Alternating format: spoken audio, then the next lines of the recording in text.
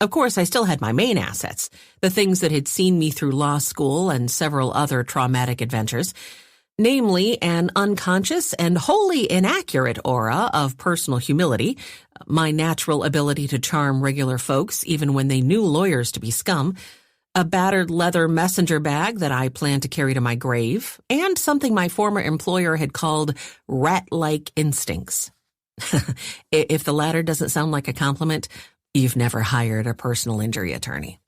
Oh, and I also had a collection of animal freeloaders that seemed to recognize in me a kindred spirit. The squirrel that made its nest on my back porch, a dozen or so mice, a pair of doves nesting under the eaves, and the aforementioned stray tomcat I dubbed Oliver Wendell Homey. Oliver Wendell loved his free speech, particularly at 3 a.m.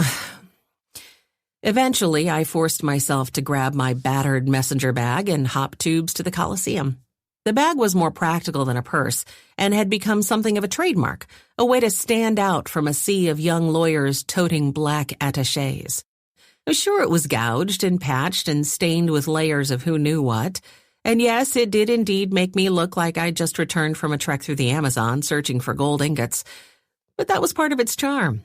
I like to think it sent a message to my client. Some things are worth fixing. Of course, I couldn't prove that last point.